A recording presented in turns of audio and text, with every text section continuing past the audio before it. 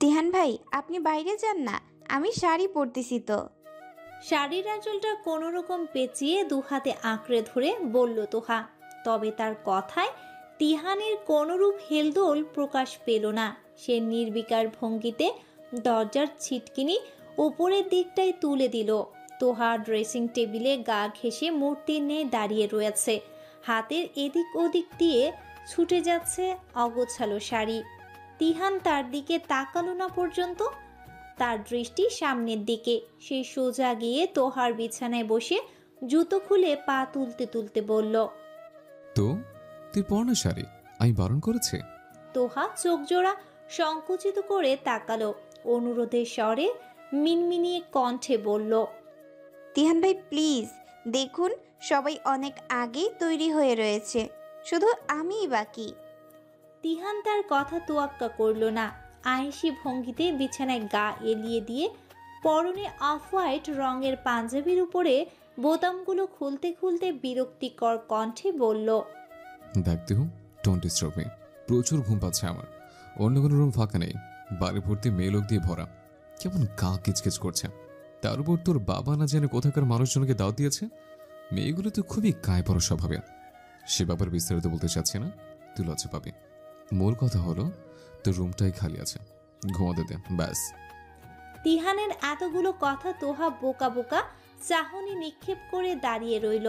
তিহান চোখ বন্ধ করে একটা হাত কপালে রেখে শান্তিময় শুয়ে রয়েছে। কেউ যেন আশেপাশে নেই। তোহার উপস্থিতি একেবারেই নগণ্য। তোহা চিন্তিত ভঙ্গিতে ঠোঁট কামড়ে ধরল। ভাবল, তার মানে উনি এখন এ ঘরে ঘুমাবেন? তবে আমি তৈরি হব কি করে? নিজের বোনের মেহেদির অনুষ্ঠানে কি আমার যাওয়াই হবে না?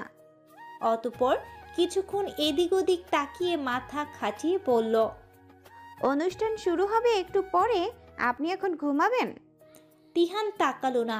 আগের মতোই শুয়ে চোখ বন্ধ অবস্থাতেই বলল, সারাদিন অনেক খেটেছে। তোর বাপ ভাইরা তো আমাকে বিনা বেতনে কর্মচারী রেখে দিয়েছে। ভদ্রতার খাতিরে কিছু বলতেও পারি না। আরে মেয়ে লোকে মেহেদির অনুষ্ঠানে আমার তো কি কাজ নেই। তুই সেজে গুজে যা তো, কানের সামনে হয়তো চ্যান করিস না। তোহা কিছুটা সময় নিয়ে ভাবল, এই স্যান কথাটা মানে কি? উনার ভান্ডারে যত সব অদ্ভুত কথাবার্তার উৎপত্তি। বাইরে গানের শব্দ শোনা যাচ্ছে, তার মানে নাচ গান শুরু হয়ে গেছে। হঠাৎই কাদো কাদো হয়ে এলো তোহার চেহারা। তবে পানি বের হলো না, কারণ তার সচল মস্তিষ্ক জানে যে কাঁদলে শ্বাস নষ্ট হয়ে যাবে, কাজল লেপটে যাবে, অতঃপর ঠিক ভূতের মতো দেখাবে তাকে। তা তো হতে দেওয়া যাবে না। কিছুক্ষণ সময় পর ধৈর্যহারা হয়ে এবার সে সরাসরি বলল, আমি আপনার সামনে শাড়ি পরতে পারবো না। তার কণ্ঠে স্পষ্ট তীব্র দৃঢ় ভাব। তিহান কোনো কথা বলল না, তবে পর মুহূর্তে বাম কাত হয়ে ফিরে শুলো। নিজেই তোহার কাঁথাটা খুলে গায়ে টেনে নিয়ে তীব্র ভরাট কণ্ঠে সাবধানী বাণী সমেত বলল, ঘুরে শুয়েছি, আর একটা কথাও যদি বলিস একেবারে সব খুলে চোখের সামনে বসিয়ে রাখবো, বলে দিলাম। তোহা আঁতকে উঠল।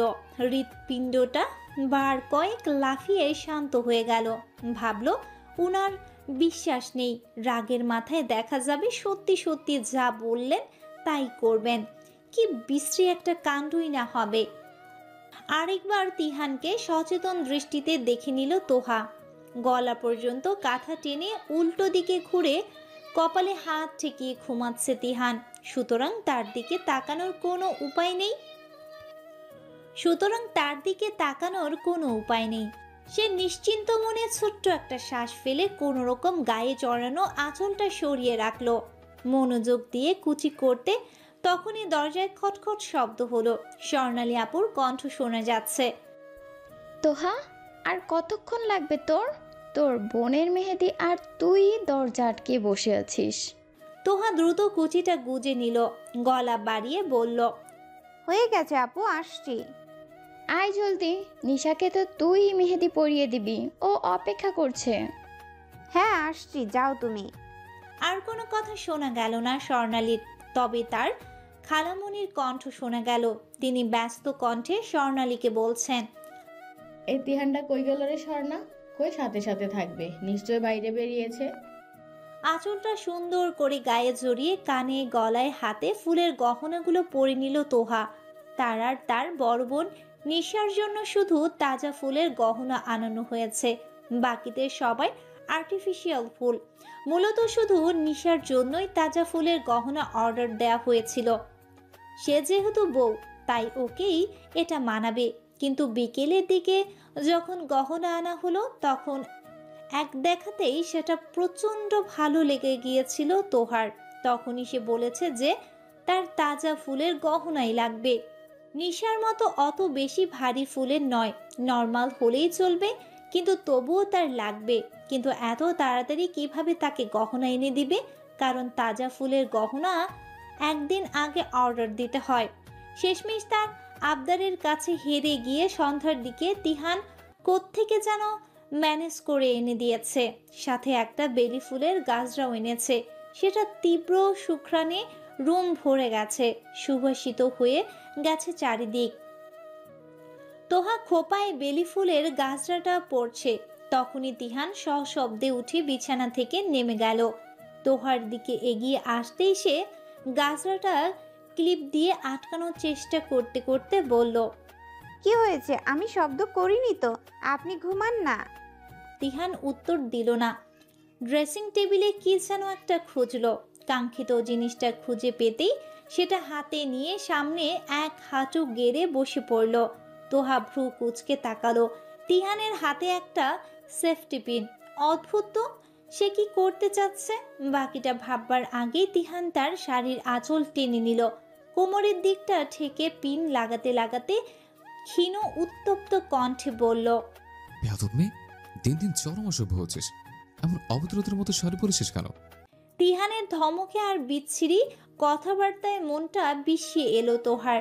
কাদো কাদো ভাবে বিষণ্ণ কণ্ঠে সে বলল, ওটা আমিই লাগিয়ে নিতাম তিহান ভাই। তিহান তার কথাটা গায়ে নিল না, মন দিয়ে নিজের কাজ করতে লাগলো। অদ্ভুত হলেও সত্যি তার আঙুলগুলো একেবারের জন্য ভুল করে হলেও তোহার কোমর স্পর্শ করেনি। খুব সন্তর্পণে সাবধানতার সাথে পিনটা আটকে দিয়ে উঠে দাঁড়ালো সে। তখনও চুলে ক্লিপটা লাগাতে সফল হয়নি তোহা। তিহান তার পিছে দাঁড়িয়ে গম্ভীর কণ্ঠে বলল, আচ্ছা। তিহানের রাশভারী কণ্ঠে এহেন আদেশে তোহার হাত দুটো অটোমেটিক সরে গেল। কোনো রকম হাত দুটো গুটিয়ে দৃষ্টি নিচের দিকে দিয়ে রয়েছে সে, কারণ তার দৃঢ় বিশ্বাস আয়নার তাকালেই একজোড়া পলকবিহীন চক্ষু যুগলে নিবদ্ধ হয়ে যাবে তার দৃষ্টি। যে চোখ জোড়ায় একরাশ মুগ্ধতা এসে ভর করেছে, সেই চোখে তাকানোর সাহস নেই তোহার, একদম সাহস নেই। তিহান তার খোপার গাজরাটা সুন্দর করে পরিয়ে ক্লিপগুলো লাগিয়ে দিল। অতঃপর সরে গিয়ে ফের শুয়ে পড়তে উদ্যত হলে তোহা একটু সাহস করেই বলল, আপনাকে খালামণি খুঁজছিল। Very good. এখন যা, বের হতে রুম থেকে। তোহা আর ঘাটল না। তার রুম থেকে তাকেই বের হতে বলেছে, তাও আবার কি তেজ! চলে যেতেই নিয়েছে। কিছু একটা ভেবে থমকে দাঁড়ালো সে। একটা জিনিস বুঝে উঠতেই হুড়মুড় করে ডেকে উঠল, তিহান ভাই।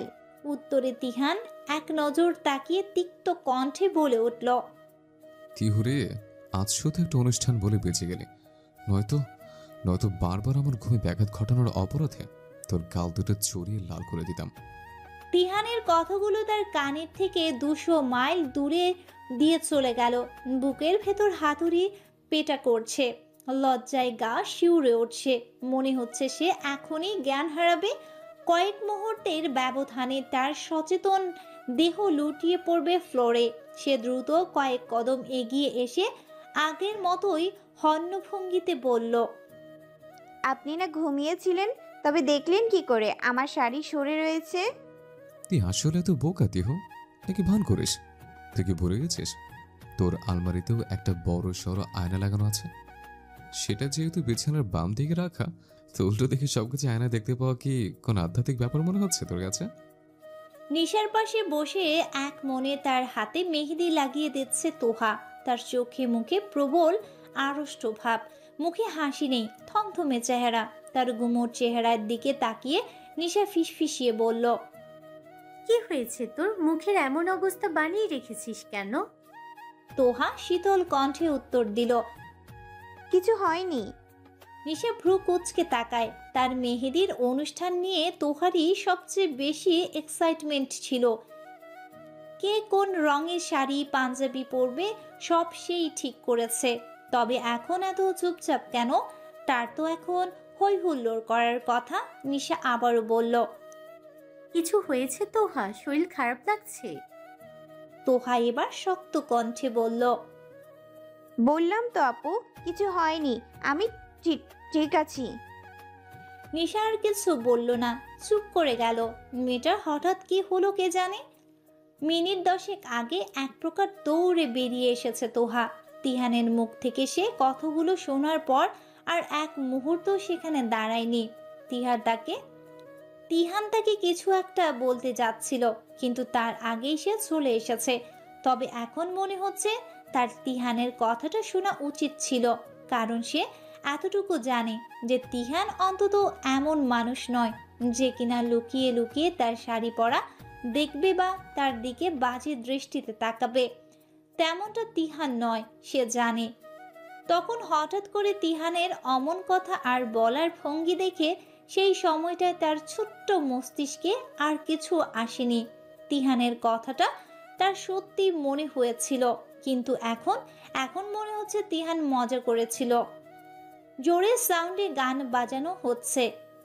সামনে নিশাপুর কয়েকজন মেয়ে বান্ধবী উড়াধুরা নাচ করছে। এক একজনের শাড়ির টাড়ি যাচ্ছে তাই অবস্থা। বাড়ির বড়রা এদিকটাই নেই, এখানে সব কাজিনরা। বড়রা থাকলে হয়তো এভাবে নাচার কোনো সাহস পেত না তারা। খুব সম্ভবত তিহান এখন এদের কথাই বলছিল। মেয়েগুলো আসলে খুব উগ্র টাইপের। এক কোনায় দাঁড়িয়ে রয়েছে তার ভাইয়েরা, তার আর নিশার বড় ভাই তুর্য, আর তার ছোট খালামুনির 2 ছেলে নুহাস আর সাইফ। তারা আড্ডায় মশগুল। এদিকে অনুষ্ঠান নিয়ে তাদের ধ্যান ধারণা নেই। তিহান তার বড় খালামুনির একমাত্র ছেলে। বড় খালামুনিরা তাদের পাশের ফ্ল্যাটেই থাকে, আর ছোট খালা থাকে অনেক দূরে। নিশার বিয়ে উপলক্ষে 1 সপ্তাহের জন্য এখানে এসেছে। তার বাবার কোনো ভাই বোন নেই, বিধায় তাদের কোনো ফুফাতো ভাই বোনও নেই। চুপচাপ মেহেদি লাগাচ্ছে তোহা। 2 হাতে সে একা লাগাতে পারে না, তাই ওপাশের হাতে স্বর্ণালী মেহেদি লাগিয়ে দিচ্ছে।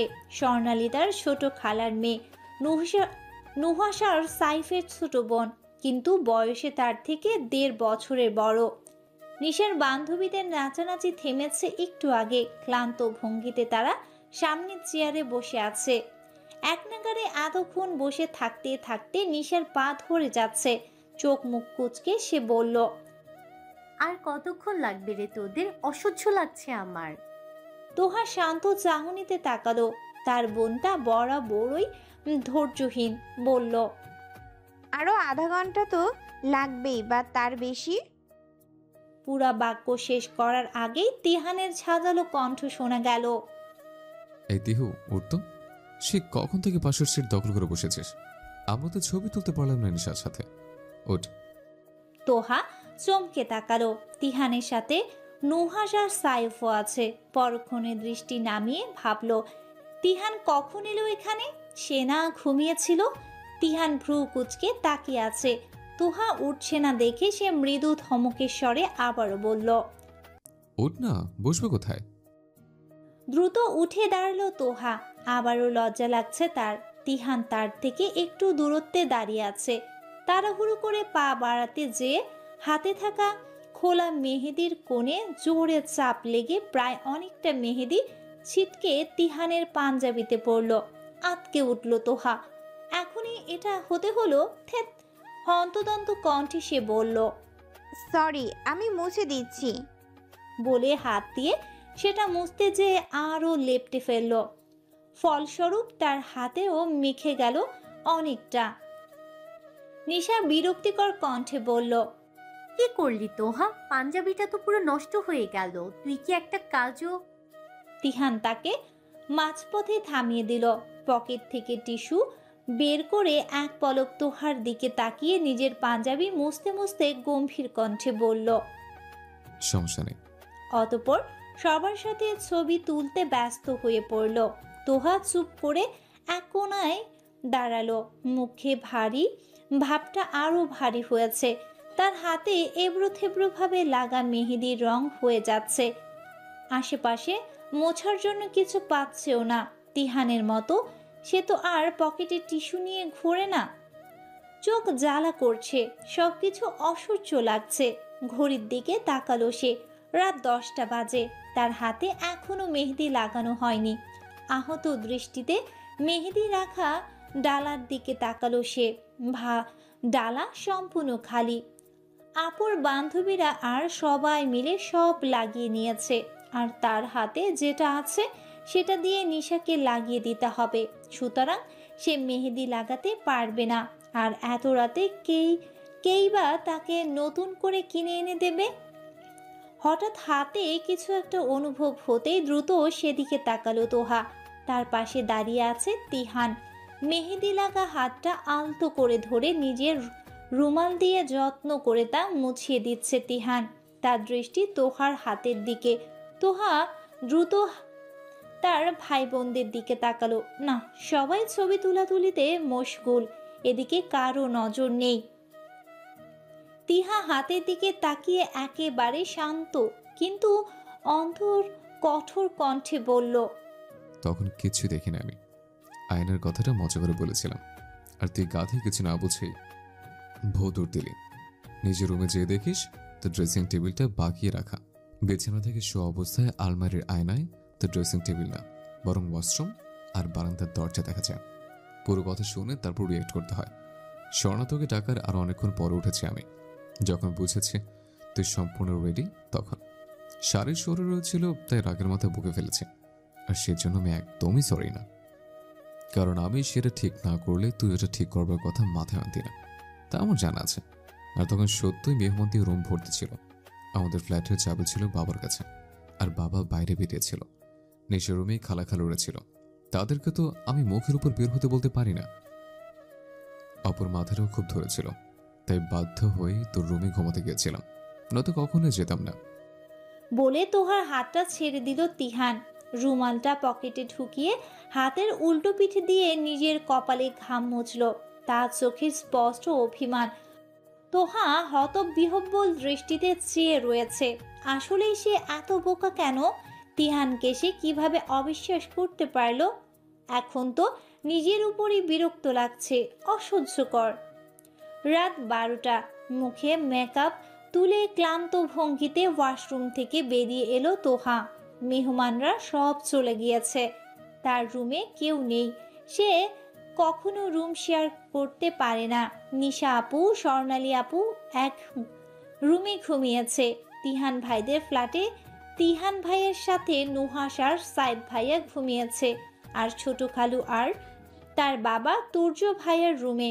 তুর্য ভাইয়া ড্রয়িং রুমে সোফায় ঘুমিয়ে আছে। আর মা ছোট খালা এক রুমে। শুধু তার রুমটাই খালি।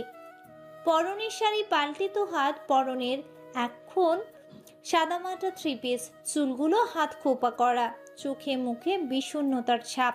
বাড়ির সবার হাতে মেহেদি থাকলেও তার হাতে নেই। তার হাতটা মলিন সাদা, কারণ মেহেদি শেষ। এত রাতে দোকান বন্ধ, কই পাবে সে মেহেদি? তাই কাউকে আনতেও বলেনি। টলমলে পায়ে পড়ার টেবিলের ড্রয়ারটা খুলল তোহা। সেখানে নিজের ফোন বন্ধ করে রেখে গিয়েছিল সে। তার ধারণা অনুষ্ঠানে ফোন নিয়ে গেলেই ফোনটা কোনোভাবেই হারিয়ে ফেলবে সে। এর আগেও 2বার ফোন হারিয়েছে। এরপর থেকে আর কোনো অনুষ্ঠানে ফোন নিয়ে যায় না সে। ড্রয়ারটা খুলতে চোখজোড়া বিস্ময়ে খুশিতে জলজল করে উঠল তোহার। মুখে বিষণ্ণতার ছাপটা চওড়া প্রশস্ত হাসির আড়ালে মিলিয়ে গেল। ড্রয়ারের সামনে একটা নতুন মেহেদির প্যাকেট রাখা। সে দ্রুত সেটা হাতে নিল। অতঃপর ফোনটা অন করতেই মেসেজের টুংটাং শব্দে ঠোঁটের হাসি আরও একটু ঝলমলিয়ে উঠল। তিহানের নাম্বার থেকে মেসেজ এসেছে। সেখানে বাংলা ফন্টে লেখা ছোট্ট একটা মেসেজ। কাল সকালে মেহেদি রাঙা হাত ছাড়া চোখের সামনে আসবে না। তপ্ত গরম চারিপাশে, গায়ে ঘাম তরতর করে ঝরে যাচ্ছে। মানুষের ভিড় ঠেলে সামনে এগোনো মুশকিল। এত গেজগেজে পরিস্থিতি, বিচ্ছিরি অবস্থা। চোখ মুখ বিকৃত করে সামনে চেয়ে আছে তোহা। মানুষের কি এত কেনাকাটা যে রোজ রোজই শপিং মলে ভিড় জমাতে হবে? তার পাশে দাঁড়িয়ে আছে তার বড় খালামণি আফিয়া। তিহান গেছে গাড়ি পার্ক করতে। সপ্তাহখানেক আগেই স্বর্ণের গহনা বানাতে দেয়া হয়েছিল, নিশার বিয়ের গহনা। নানা বাহানায় ব্যস্ততায় আর তা নেওয়া হয়নি। কাল যেহেতু বিয়ে, তাই আজ সেগুলো নিতে এসে পড়েছে। বাড়িতে সবাই খুব ব্যস্ত, তাই তারা তিনজনই এসেছে। তিহান ফিরে আসতেই আফিয়া খালামণি তোহার হাত টেনে বলল, চল তোহা, তাড়াতাড়ি গয়না নিয়ে আবার তাড়াতাড়ি বাসায় ফিরতে হবে। আরেকবার সামনেটা চোখ বুলিয়ে নিল তোহা। ভিড় যেন ক্রমশ বাড়ছে। ইতস্তত কণ্ঠে সে বলল, খালামণি, তোমরা যে নিয়ে আসো, আমি এখানেই দাঁড়াই। এত ভিড়ের মধ্যে আসলে আফিয়া স্নেহময় কণ্ঠে বলে উঠল, সে কি, তোরও না হলুদের চুড়ি কিনা বাকি? তোর চুড়ি কি আমরা পছন্দ করে নিয়ে আসবো নাকি? চল পাগলি, সামনে গেলে আর ভিড় হবে না। তিহান একবার হাতে পড়া সিলভার রঙের স্টিলের ঘড়িটায় চোখ বুলালো। ঘড়িতে বাজে দুপুর 12টা 30। মাথার উপর সূর্যের উত্তপ্ত তেজ, কপালে গলায় বিন্দু বিন্দু ঘাম চিকচিক করছে। মুখ ফুলিয়ে শ্বাস ছাড়ল সে। এরপর সামনে তাকিয়ে তোহার হাতের কবজি ধরে এগোতে এগোতে তেতো কণ্ঠে বলল, তোর এত ঢং দেখার সময় নেই আমার, অনেক কাজ পড়ে আছে, আয়। আফিয়া মুচকি হেসে দ্রুত তাদের সাথে সামনে পা বাড়ালো। খানিক বাদে তার হাতটাও ধরল তিহান। বলল, এত তাড়াহুড়োর কিছু নেই, আস্তে হাঁটো মা, নয়তো তোমার পায়ের ব্যথা বাড়বে। ভিড়ের মাঝেও তোহা খেয়াল করে কারো শরীর তার শরীরে স্পর্শ করছে না।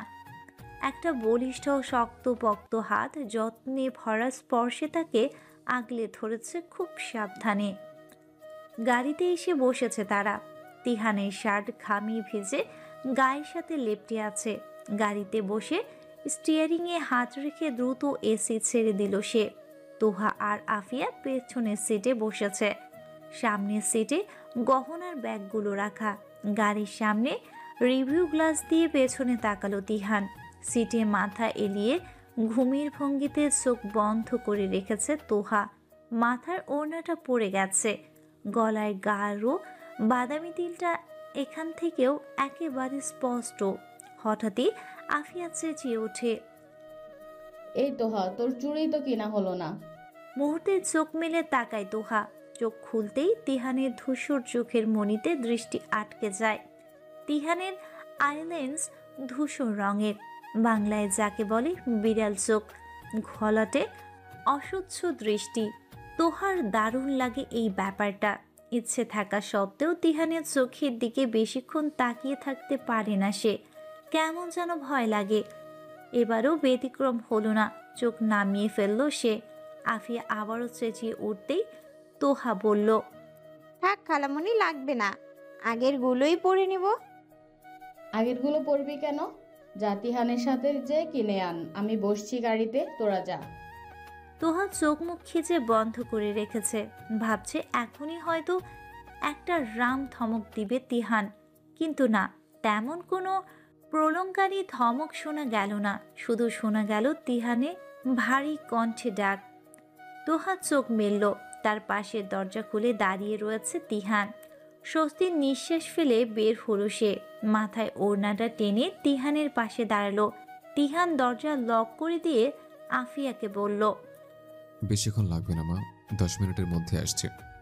আফিয়া সহাস্য মুখে মাথা নাড়িয়ে সম্মতি দেয়। চুরির দোকানের সামনে দাঁড়িয়ে চুরিগুলোর দিকে এক নজরে তাকিয়ে আছে তোহা। তিহান তাড়া দিচ্ছে। আদৌ কি তোর কোনোটা পছন্দ হবে? উত্তরে তোহা বিড়বিড় করে বলল, সবই তো ভালো লাগছে। তিহান কথাটা শুনতে পেলেও কিছু বলল না। সবুজ রঙের এক মুঠো কাচের চুড়ি হাতে নিয়ে কিছুক্ষণ নেড়ে চেড়ে দেখে নিয়ে দোকানির হাতে দিয়ে বলল। এটা প্যাকেট করে দেন 2 ডজন। দোকানি মহিলাটা হাসলো, বলল। পইরা দেখতে কন হাতে হইব নাকি এই মাপেরটা।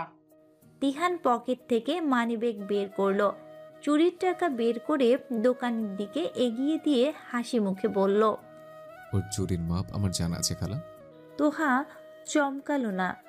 তার আলমারি ভর্তি করা চুড়ি আছে, যেগুলো তিহানু কিনে দিয়েছে, তাই হাতের মাপ জানাটা অস্বাভাবিক কিছু না।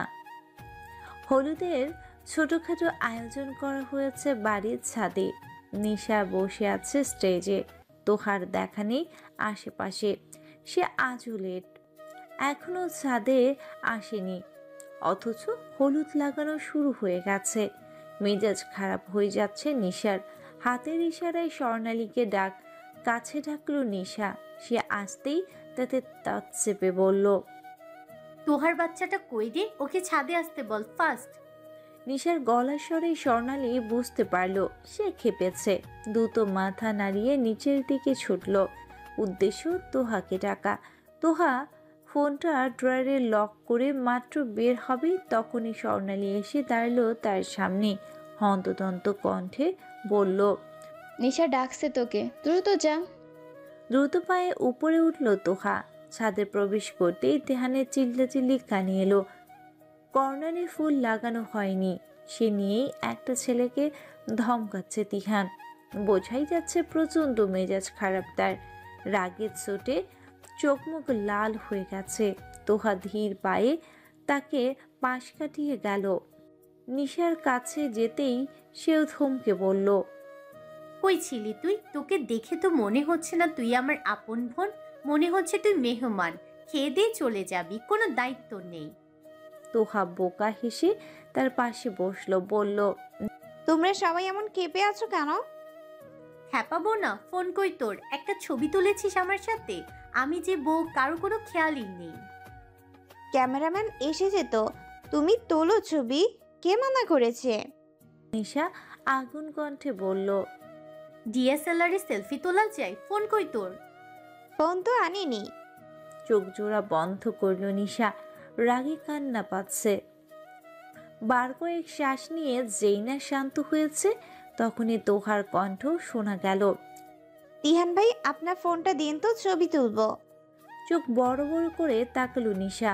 তিহান এমনিই রেগে আছে, তার উপর গাধাদের মতো ওর ফোন চেয়েছে তোহা। তিহানের পার্সোনাল কোনো জিনিস হাত দিয়া তার একেবারেই পছন্দ না, আর সেখানে তোহা তো একেবারে পার্সোনাল ফোনটাই চেয়ে বসেছে। ঠোঁট কামড়ে ধরল নিশা। তিহানের ধমক শোনার জন্য প্রস্তুত নিচ্ছে সে, কিন্তু পর মুহূর্তে ভাবভঙ্গি বদলে গেল তার চেহারায়। তিহান বিনা বাক্য ব্যয়ে তোহার দিকে ফোনটা এগিয়ে দিয়ে গটগট করে সামনের দিকে চলে গেল। তোহা স্বাভাবিকভাবেই ফোনের পাসওয়ার্ড টাইপ করে লক খুলে ক্যামেরা বের করে বলল। আসো ছবি তুলি। নিজের বিষয়টা চেপে গেল নিশা। ভাবল হয়তো তিহানের মুড কোনো কারণেই ভালো, সেজন্যই হয়তো তোহাকে কিছু না বলে ফোনটা দিয়ে দিয়েছে। রাত প্রায় অনেক, মেহমানরা কেউ নেই। সারা শহর আবছা অন্ধকার, ইলেকট্রিসিটি চলে গেছে অনেকক্ষণ হয়েছে। তোহাদের বাসায় জেনারেটরের লাইটও সপ্তাহখানেক যাবৎ বন্ধ। মেইন কানেকশনের সমস্যা হয়েছে। তিহান ফোন করে জেনেছে সকালের আগে কারেন্ট আসার কোনো চান্স নেই। জ্যোৎস্না রাত, গোল থালার মতো চাঁদের আলোয় আবছাতে দেখা যাচ্ছে সব কিছু। চাঁদের এক কোণে পাটি বিছিয়ে বসে আছে সব কাজিনরা, আড্ডায় মশগুল তারা।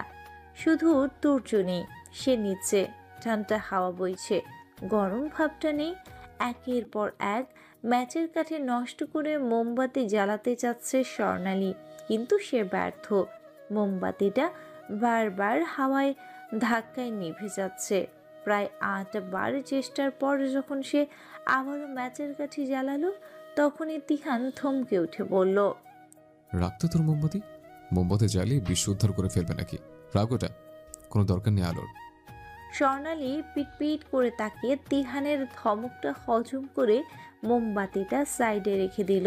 তোহার রেলিংয়ে হেলান দিয়ে বসে রয়েছে চুপচাপ, তার চোখ ঘুম ঘুম। তিহান বসেছে ঠিক তার বরাবর, চাঁদের আলোটা সোজা যেয়ে পড়ছে তিহানের মুখে।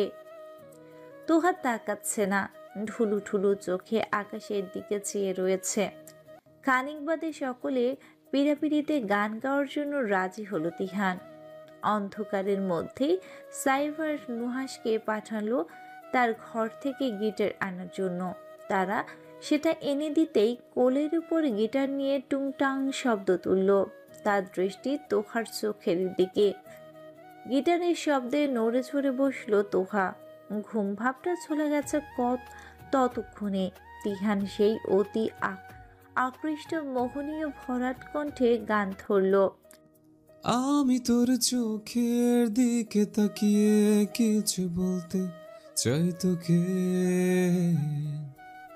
আমি তোর মনটা ছুঁয়ে স্বপ্ন দিয়ে আঁকবো যে তোকে, তুই থাকলে রাজি ধরবো বাজি কোনো কিছু না ভেবে, তুই থাকলে রাজি ধরবো বাজি কোনো কিছু না ভেবে।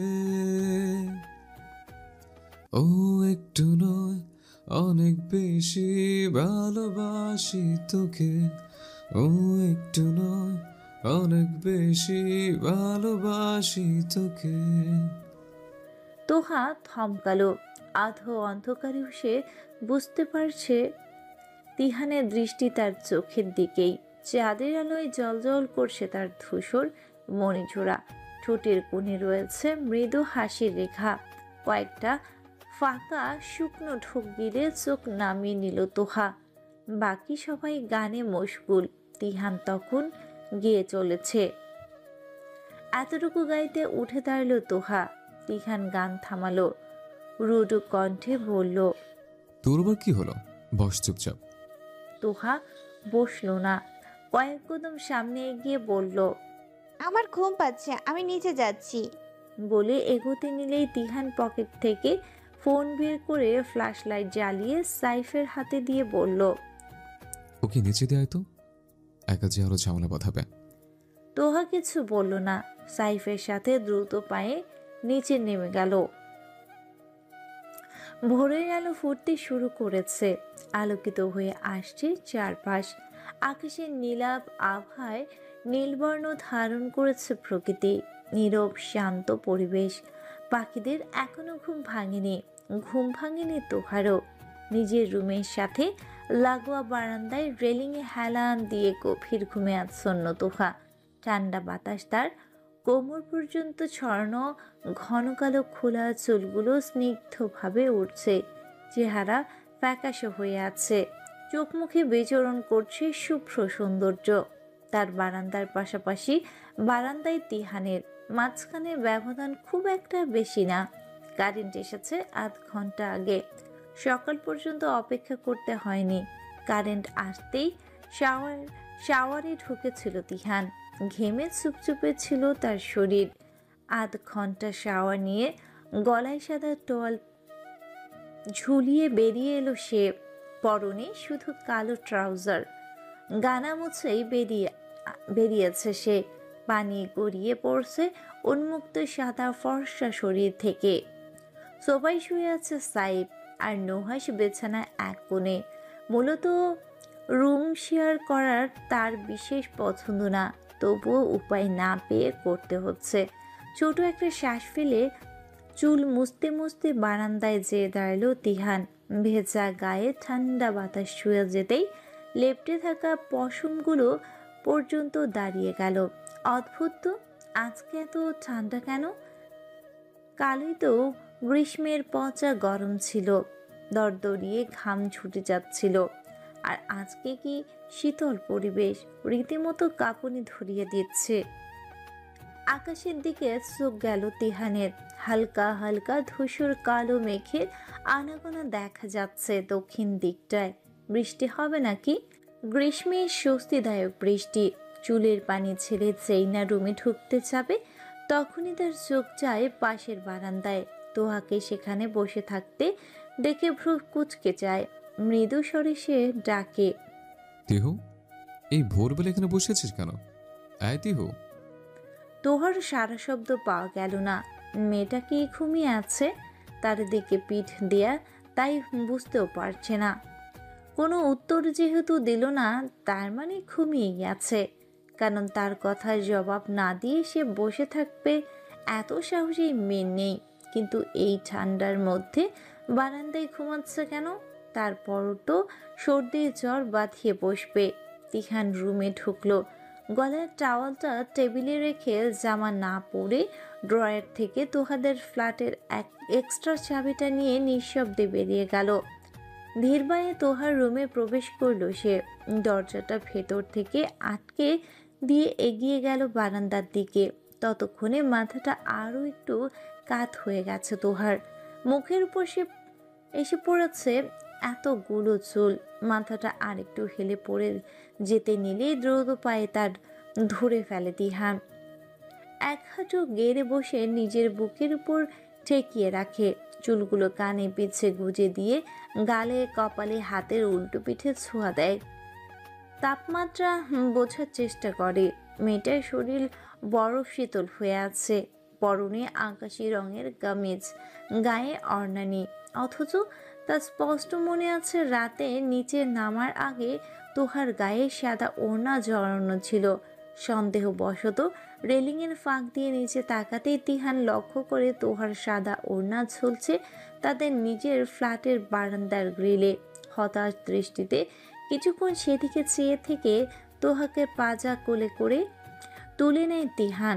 রুমে এনে বিছানায় শুইয়ে দিয়ে সবার আগেই তোহা একটু নড়চড়ে দু হাতে তিহানের গলা জড়িয়ে ধরে ঠোঁটজোড়া কিঞ্চিত ভাগ করে অস্ফুট স্বরে বলে, আপনি কেন রোজ রোজ আমার স্বপ্নে আসেন? তিহান শব্দহীন হাসি হাসে। তোহা আষ্টে পৃষ্ঠে তার গলা জড়িয়ে রেখেছে। মধ্যকার দূরত্ব নেই। তোহার ঠোঁট বারবার তার গাল ছুঁয়ে যাচ্ছে। তিহান তোহার কানের কাছে মুখ এগিয়ে ফিসফিসিয়ে বলে, তুমি বাস্তবে যা নিয়ে ভাববে তাই তোমার স্বপ্নে প্রতিফলিত হবে। তুমি আমাকে নিয়ে ভাবো, সেজন্য আমি রোজ তোমার স্বপ্নে আসি, বুঝলে? তোহা ঠোঁট উল্টায়, জড়ানো কণ্ঠে বলে, আমি আপনাকে নিয়ে কেন ভাববো? হয়তো আমি তোমার বিশেষ কেউ, সেজন্যই। বিশেষ কেউ? তিহান আর উত্তর দিল না। তোহার হাত ছাড়িয়ে উঠে পড়ল। দুবার মাথায় হাত বুলিয়ে দিতেই তোহা আবারও ঘুমে তলিয়ে গেল। কাঁধের কাজটায় হালকা জ্বলছে তিহানের। তোহার নখগুলো খুবই ধারালো। ঘরের ফ্যান ছেড়ে দিয়ে তার গায়ে কাঁথাটা দিয়ে দিল তিহান। বারান্দার দরজা লক করে জানালার পর্দা টেনে দিল। অতঃপর তোহার কপালে অধরের ছোঁয়া দিয়ে নিঃশব্দে রুম ত্যাগ করল। সকালে বাইরে চেঁচামেচিতে ঘুম ভাঙল তোহার। আর মোড়া ভেঙে উঠে বসতেই খেয়াল হলো সে তো রাতে কারেন্ট নাই বলে গরমে বারান্দায় যেয়ে বসেছিল। তারপর কি সে নিজেই এসেছে ঘরে? মনে পড়ছে না তো। থোর। চুলগুলো হাত খোপা করতে করতে আয়নার সামনে যেয়ে দাঁড়ালো সে। একটা কাঁটা দিয়ে তা আটকে দিয়ে আয়নার দিকে তাকাতেই লক্ষ্য করলো তার গায়ে ওড়না নেই, বিছানায়ও নেই। বারান্দায় যেয়ে নিলেই দেখলো দরজার ভেতর থেকেই লক। সে কি ঘুমের মধ্যে দরজাও লক করেছে? স্ট্রেঞ্জ। বারান্দার ওড়নাটা নেই। তার খুব প্রিয় ছিল ওড়নাটা। কোথায় গেল সেটা? নিচে ঝুঁকে দেখলো কোথাও পড়েছে নাকি, কিন্তু না, কোথাও নেই। সকাল সকাল মনটাই খারাপ হয়ে গেল তোহার। তার প্রিয় ওড়নাটা কেন হারাতে হলো? বের হতেই শুনল খালামণি ডেকে পাঠিয়েছে তাকে। শুধু তাকেই নয়, নিশা, স্বর্ণালী আর তুর্যকেও যেতে বলেছে। সাইব এসে খবর দিতেই তারা বাধ্য ছেলেমেয়ের মতোই সেখানে যে উপস্থিত হলো। ডাইনিং টেবিলে সাজানো সাদা রুটি আর গরুর মাংসের ভুনা, সাথে ঝোল করা খাসির মাংস। বাসার বাচ্চাদের জন্য নাস্তা বানিয়েছে আফিয়া। যদিও তারা বাচ্চা নেই, তবুও আফিয়ার কাছে সব সময় এরা বাচ্চাই। নিশের শেষ নাস্তা এ বাড়িতে, তার জন্যই এ আয়োজন করা। সবাই টেবিলে বসতেই তোহা কাচুমুচু করে বলল, খালামণি আমি তো। তার বাক্য পূর্ণ করার আগেই আফিয়া বলল, হ্যাঁ আমি জানি তুই গরু খাসি খাস না, তোর জন্য আলাদা মুরগি করেছি, এনে দিচ্ছি। তোহা দ্রুত উঠে দাঁড়িয়ে বলল, আমি আনছি, তুমি বসো। তোর আনা লাগবে না, তবে উঠে যখন পড়েছিস একটু কষ্ট করে তিহানকে ডেকে আন না মা। সবাই নাস্তা করছে অথচ ও এখনো ঘুমাচ্ছে। তোহা কিছু বলতে যেও বলতে পারল না। চুপচাপ পা বাড়ল তিহানের রুমের দিকে। দরজার লক ঘোরাতে তা খুলে গেল। রুম অন্ধকার। তোহার লাইট জ্বেলে দিল। খালি গায়ে উল্টো হয়ে ঘুমাচ্ছে তিহান। গায়ের কাঁথা কোমর পর্যন্ত নেমে গেছে। চোখ নামিয়ে বিছানার পাশে যেয়ে দাঁড়ালো তোহা। ক্ষীণস্বরে ডাকলো, তিহান ভাই উঠুন। তোহা হালকা ঝুঁকে গেল। আলতো করে তিহানের বাহুতে হাত রেখে ঝাঁকিয়ে বলল, তিহান ভাই, খালামণি ডাকছে আপনাকে, উঠুন না। তিহান চোখ মেলল। তার চোখের সাদা অংশগুলো লাল হয়ে আছে। তোহা হাত সরিয়ে ভাবল, উনি কি ঘুমাননি রাতে? চোখ এত লাল কেন? তিহান সোজা ঘুরতে ঘুরতে বিরক্তিকর কণ্ঠে বলল, সমস্যাটা কি তোর? সারাক্ষণ খালি মায়ের চামচামি করা। উঠাতে বলেছে বলি উঠাতে হবে। দেখছিস না ঘুমাচ্ছে, তারপরও কেন ডাকলি? থাপটা একদম গাল লাল করে দেবো একদম। চোখ জোড়া একটু ছলছল করে উঠল তোহার। লোকটা স্বপ্নের মধ্যে কি সুন্দর করে কথা বলে, আর বাস্তবে শুধু থমকায় কেন? চোখের পানিগুলোকে আটকে নিয়ে সে ভারী কণ্ঠে বলল, নাস্তা ঠান্ডা হয়ে যাচ্ছে, জলদি আসবেন। বলেই দ্রুত পায়ে বেরিয়ে গেল সে। নাস্তা শেষে খালামণির সাথে সব হাতে হাতে গুছিয়ে দিচ্ছিল তোহা। বাকি সবাই ওদের ফ্ল্যাটে গেছে। সব গুছিয়ে সেও বেরোতে যাবে, তার আগেই তিহানের ডাক শুনে থেমে যেতে হলো। তাকে রুমে ডাকছে তিহান। ছোট্ট একটা শ্বাস ফেলে পিছিয়ে যেয়ে রুমে উকি দিল তোহা। তিহান শার্টের বোতাম লাগাতে লাগাতে এগিয়ে এলো। তোহা হাত টেনে রুমের ভেতর নিয়ে এসে সাদা রঙের ওড়নাটা তার হাতে ধরিয়ে দিয়ে বলল, কাল রাতে বারান্দায় ঘুমিয়েছিলি কোন খুশিতে?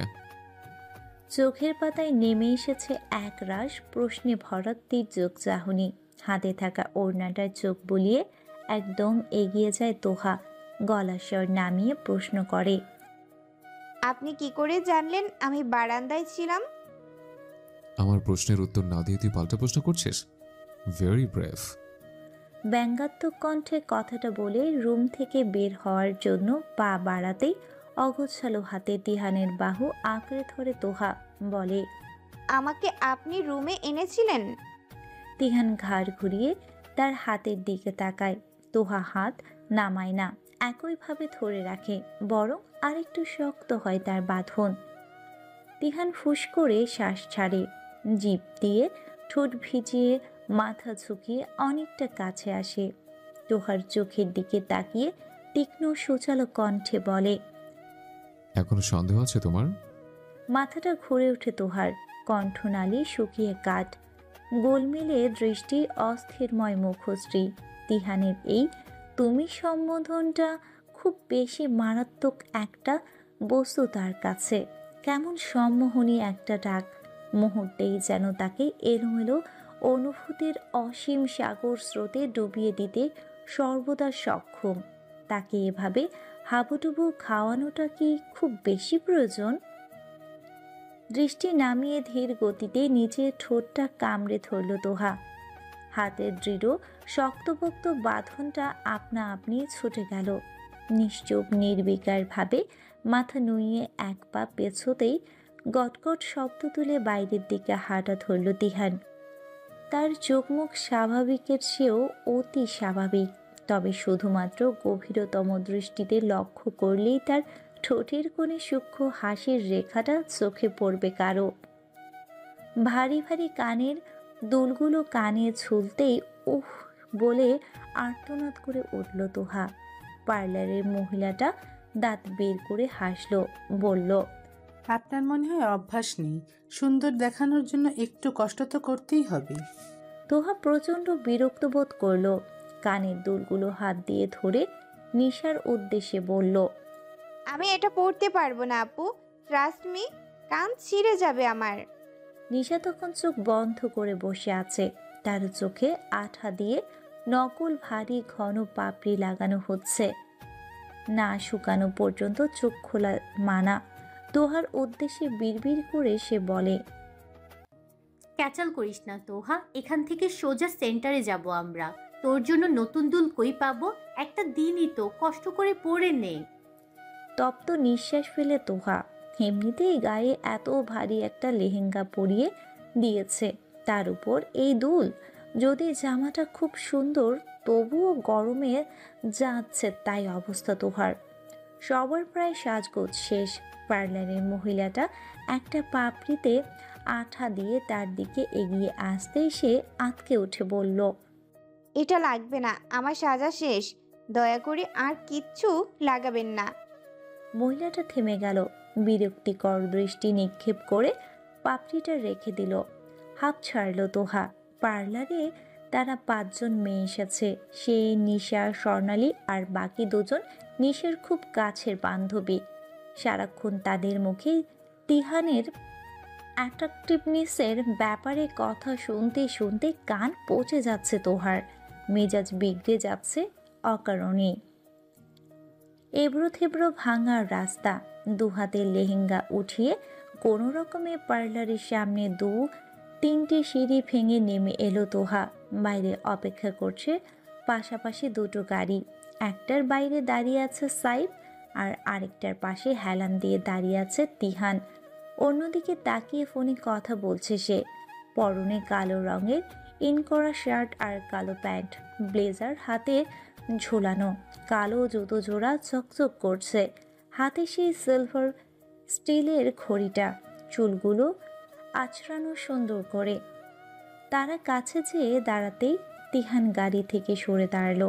ফোনটা কেটে দিয়ে তোহার দিকে না তাকিয়ে সামনের সিটে গেট খুলে দিয়ে বলল, তিহা আমার সাথে যাবে, বাকিরা সবাই সাইফের গাড়িতে যা।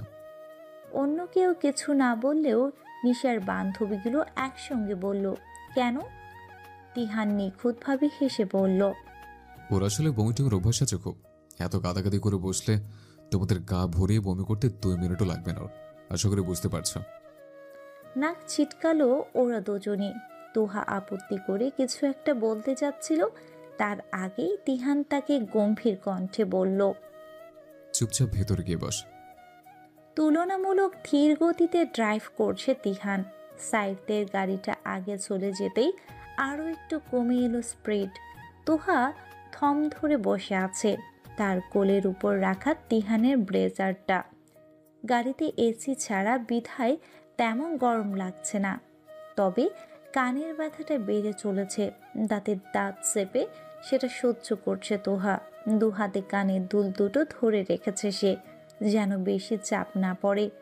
সাইফদের গাড়ি যেই না মোড় ঘুরে চোখের আড়াল হয়ে যায়, তখনই তাদের গাড়ি থেমে যায়। কি হয়েছে? জিজ্ঞাসু কণ্ঠে তোহার। নিজের সিট বেল্টটা খুলে ফেলে তিহান। একটু উঠে তোহার উপর ঝুঁকে যেতেই মাথা পিছিয়ে ফেলে তোহা। তিহান তার চুলগুলো আঙ্গুলের স্পর্শে ঘাড়ের পিছে দিয়ে দেয়। ঠান্ডা হাত কাঁধ ছুঁয়ে যায় কয়েকবার। তোহা শুকনো কণ্ঠে বলে, তিহান ভাই কি করছেন? তিহান রাগান্বিত দৃষ্টিতে তাকায়, মুখে কাঠিন্য ভাব, জ্বালাময়ী গাঢ় ধূসর চোখ। সে কানের দুলগুলো খুলে নিতে নিতে উচ্চস্বরে ঝাঁঝালো কণ্ঠে বলে, ব্যথা পাচ্ছিস তাও বলেছিস কেন, ইডিয়ট? বলে কানের দুলের হুক খুলে তা খোলার জন্য আস্তে করে টান দিতে আহ বলে চেঁচিয়ে ওঠে তোহা। চোখ মুখ কুঁচকে যায় তীক্ষ্ণ ধারালো ব্যথায়। তিহান লক্ষ্য করে হালকা রক্ত বেরিয়ে আসছে তার কান থেকে।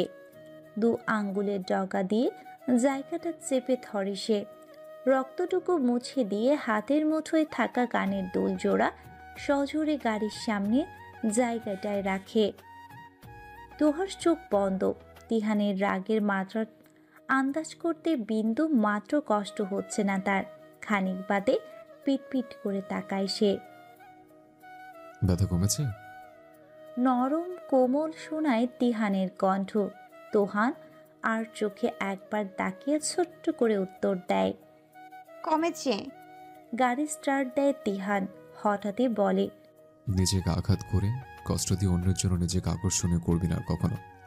ভারী ভারী দুল পরে কান থেকে রক্ত বের করে সুন্দর সাজতে হবে না তোর। তারপর একটু থেমে ধীর কণ্ঠে বলে, তুমি যা আছো, যেমন আছো, তাই আমার জন্য যথেষ্ট। শেষের কথাটা শুনতেই এক মুহূর্তের জন্য কেঁপে ওঠে তোহার হৃদস্পন্দন।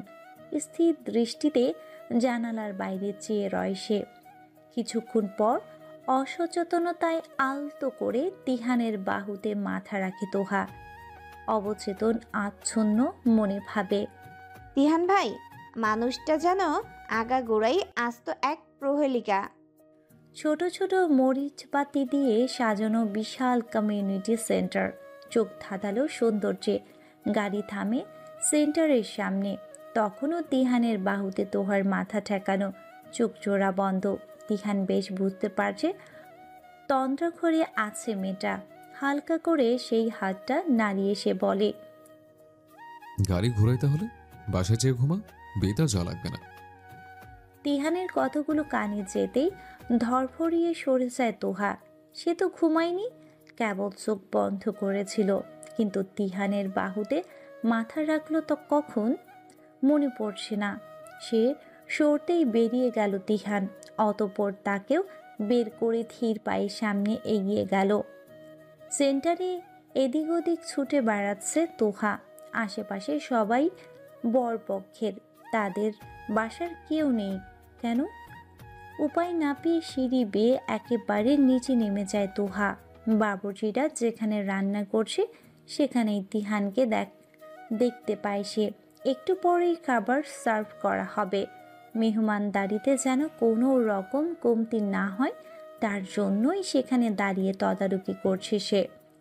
দ্রুত পায়ে হেঁটে যেয়ে পেছন থেকে তিহানের হাতের তালু আঁকড়ে ধরে তোহা। হাতের টান পড়তেই তিহান ফিরে তাকায়। তোহাকে দেখে তেজি কণ্ঠে বলে, সমস্যা কি? টানাটানি করছিস কেন? তোহা একটু এগিয়ে তিহানের গা ঘেঁষে দাঁড়ায়।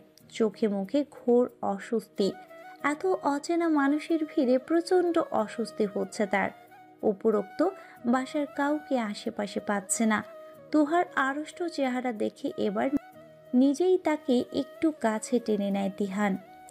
আঙুলের ভাঁজে আঙুল গলিয়ে শক্ত করে তার হাতটা ধরে রাখে। বলে, তুই একা কেন? স্বর্ণারা কোথায়? আমাদের বাসার কাউকে খুঁজে পাচ্ছি না। ভ্রু কুচকায় তিহান। সন্দিহান কণ্ঠে বলে, খুঁজে পাচ্ছিস না মানে? আগে তুই হারিয়ে গেছিস। উত্তরে তোহা বোকা হেসে বলে, ওই আর কি, সেন্টারটা অনেক বড় তো, তালগোল পাচ্ছি না। মুখ ফুলিয়ে শ্বাস ছাড়ে তিহান। বাবুর্চিদের কিছু নির্দেশনা দিয়ে সেখান থেকে একটু সরে দাঁড়ায়। চুলার আগুনের উত্তাপে জায়গাটা গরম হয়ে গেছে, দাঁড়ানো যাচ্ছে না। নিজের হাতের মাঝে আবদ্ধ তোহার ঘেমে যাওয়া হাতটা ঠিকই কই অনুভব করতে পারছে সে। এক পলক তাকিয়ে তোহার কপালে বেঁকে যাওয়া টিকলিটা সোজা করে দিয়ে পকেট থেকে নিজের ফোনটা বের করে তিহান স্বর্ণার নাম্বারে ডায়াল করে রিসিভ হতেই ঝাড়ি দিয়ে বলে, কই তুই? তুই ওকে একা ছেড়েছিস কেন? ওপাশ থেকে স্বর্ণার মিনমিনে কণ্ঠ শোনা যায়, ও তো আমার সাথেই ছিল ভাইয়া। কখন যেন এখন কোথায় তুই? দোতলায় স্টেজের পাশে। আচ্ছা, ওখানেই থাক, আমি দিয়ে যাচ্ছি দেহুকে। বলে ফোনটা খট করে কেটে দেয় তিহান। স্বর্ণার কাছে তোহাকে দিয়ে নিজের ফোনটা তোহার হাতে ধরিয়ে দিয়ে বলে, রাখ তোর কাছে, আমার ফোনটা আমার কাছে। কোনো দরকার হলে ওই নম্বরে কল দিবে। তোহা মাথা কাত করে সম্মতি দিতেই আবারও ব্যস্ত পায়ে নিচে নেমে যায় তিহান। সে পথে মুগ্ধ নয়নে কিছুক্ষণ চেয়ে দৃষ্টি নামিয়ে ফেলে তোহা। একটু আগেই নিশাকে গাড়িতে উঠিয়ে দেয়া হয়েছে, বরযাত্রী চলে গিয়েছে। কেঁদে কেটে ভাসিয়ে ফেলেছে তোহা। এখনো আফিয়ার বুকে মাথা রেখে অনবরত কেঁদে চলেছে সে। চোখের সাজ নষ্ট হয়ে একাকার অবস্থা। বাকিরাও কাঁদছে। স্বর্ণালী আর ওদের ছোট খালা তোহার মাকে সামলাচ্ছে। সব কাজ শেষ করে তিহান সেদিকে এগিয়ে এলো। আফিয়াকে উদ্দেশ্য করে চাপা স্বরে বলল, মা, তুমি খালামুরের কাছে যাও, আমি বরং তিহুকে বাসায় নিয়ে যাই। এত কাঁদলে অসুস্থ হয়ে যাবে। আফিয়া তোহার মাথায় হাত বুলিয়ে উঠে দাঁড়ায়, বলে, তুই তিহানের সাথে বাসায় যা মা, যে রেস্ট নে, আমরা একটু পরে ফিরছি। সিক্ত চোখে তাকায় তোহা, নাক টেনে বলে, আমিও তোমাদের সাথেই যাব। আফিয়া কিছু বলার আগেই তিহান তোহাকে টেনে নিজের পাশে দাঁড় করিয়ে বলল, তুমি যাও মা, আমি নিয়ে যাচ্ছি ওকে। গাঢ় অন্ধকার ঢাকা রাত, আকাশে চাঁদ নেই, অন্ধকারও অন্ধকারকে গ্রাস করছে। মাঝে মধ্যে রাস্তায় সোডিয়াম লাইটের আলোয় অন্ধকারটা মিলিয়ে গেল, গাড়ি এগিয়ে যেতেই তা আবারও আগের রূপে ফিরে আসছে। ছিমছাম পরিবেশ, শোষো করে শাব্দিক বেগে গাড়ি চলছে। জানালা দিয়ে মাথা বের করে রেখেছে তোহা, তার খোলা চুলগুলো এলোমেলোভাবে তিহানের মুখের উপরে আছড়ে পড়ছে। তিহান একবারও সরেনি চুলগুলো, সে অবস্থাতেই ড্রাইভ করছে। খানিক বাদে মাথা ভিতরে ঢুকায় তোহা, কান্না থেমেছে অনেকক্ষণ আগেই। গাড়ির ডান দিকে মোড় ঘুরে, এই রাস্তায় হালকা আলোকিত, আশেপাশে বেশিরভাগ দোকানে খোলা, তাই অতটা অন্ধকার নেই। হঠাৎই তোহার চোখ যায় গাড়ির সামনে জায়গাটায়। কিছু একটা ভেবে সে বলে, কানের দুল দুটো কই? ফেলে দিয়েছে। তিহানের শান্ত শীতল কণ্ঠ। কি? কেন? ওটা তো আর পড়বি না, আর পড়তে চেলেও আমি পড়তে দেব না, রেখে কি লাভ? তাই বলে ফেলে দিবেন? তিহান এবার চিরচেনা গম্ভীর কণ্ঠে বলে, দিব একচোর, একদম বেশি কথা বলবি না। ব্যাস, চুপ করে যায় তোহা। তিহানের প্রতি রাগ ছাড়তে থাকে তার কোলের উপর রাখা তিহানের ব্লেজারটার উপর। দু হাতে দুমড়ে মুচড়ে আয়রন করা ব্লেজারটার যা ইচ্ছে তাই অবস্থা করে ফেলেছে সে। বাড়ি ফিরে তাকে রুমে দিয়ে নিজেদের ফ্ল্যাটে চলে গিয়েছে তিহান। ক্লান্ত ভঙ্গিতে বিছানায় বেশ কিছুক্ষণ পড়ে থেকে তারপর উঠে দাঁড়ায় তোহা। লেহেঙ্গা বদলে শাওয়ার নিয়ে হালকা কাপড়ে 3 পিস পরে বের হয়। ভেজা চুলগুলো ঝেড়ে তোয়ালে মেলে দেওয়ার জন্য বারান্দায় যেতেই লক্ষ্য করে পাশের বারান্দায় তিহান দাঁড়িয়ে রয়েছে। তার ঘরের লাইট জ্বালানো বিধায় সবকিছু স্পষ্ট দেখা যাচ্ছে। তিহানের কানে ফোন, উল্টো দিকে ফিরে ব্যস্ত ভঙ্গিতে কথা বলছে সে, তবে কিছু স্পষ্ট শোনা যাচ্ছে না। কেন জানি মনটা আবারও খারাপ হয়ে গেল তোহার। তোয়ালাটা মেলে দিয়ে রুমে এসে বারান্দার দরজায় সজোরে আটকে দিল সে। হঠাৎ শব্দে ঘাড় বাঁকিয়ে তাকালো তিহান। বিষয়টা বোধগম্য হতেই হালকা হেসে উঠে সে। ঘরে এসে লেহেঙ্গাটা ঢোকানোর জন্য কাবার্ডের বড় অংশটা খোলে তোহা। তখনই তার চোখ আটকে যায় একপাশে রাখা বেশ বড় সড়ো একটা সাদা রঙের কাগজে মোড়ানো প্যাকেটের উপরে। একপাশে গাদাগাদি করে লেহেঙ্গাটা ঢুকিয়ে সন্দিহান দৃষ্টিতে তাকিয়ে প্যাকেটটা বের করে সে। আয়েশি ভঙ্গিতে বিছানার উপরে বসে মোড়ক খুলতে একের পর এক বেরিয়ে আসে প্রায় 26 ডজন চুড়ি। সেদিন যে সে চুড়ির দোকানে বিড়বিড় করে বলেছিল সবই তো ভালো লাগছে, গুনে গুনে সেই সবগুলো চুড়ি এখানে আছে। বিস্মিত নয়নে বিছানায় ছড়িয়ে ছিটিয়ে রাখা চুড়িগুলোতে আরও একবার চোখ বোলাতেই এতক্ষণে ভারী বিষাদ হৃৎপিণ্ডটা অগাধ খুশিতে লাফিয়ে ওঠে। মুখ প্রশস্ত হাসিতে চেহারায় উজ্জ্বল হয়ে ওঠে। হুট করেই তার মন ভালো হয়ে যায়, একেবারেই হুট করেই। আকাশে আর সূর্যের দেখা নেই। ছাই রঙের গুটলি পাকানো মেঘের আড়ালে দিনের উজ্জ্বল আলো যেন ছুটি নিয়েছে। প্রকৃতিতে একটা শীতল শীতল ভাব। এত সুন্দর আবহাওয়ার মাঝেও সকাল সকাল ঘুম ভেঙে গেছে তোহার। নিজের উপর বেশ বিরক্ত বোধ নিয়ে বার কয়েক চোখ বন্ধ করে ঘুম আনানোর চেষ্টা করল সে, কিন্তু না, ঘুম আসার ছেটে ফোটাও নেই তার টানা টানা চক্ষু জোড়ায়। অবশেষে উপায়ন্ত না পেয়ে গায়ের থেকে কাঁথা সরিয়ে বড় একটা হাই তুলে উঠে বসলো তোহা। মাথাটা ভার ভার লাগছে, ব্যথাও করছে হালকা। গতকাল চুড়িগুলো সাজিয়ে গুছিয়ে রাখতে রাখতে ঘুমোতে বেশ রাত হয়ে গিয়েছিল। সেই রাতের বেলা ঘুমিয়ে আবার এই সকাল সকাল ঘুম ভাঙার ফিলিংসটা একেবারে অসহ্যকর।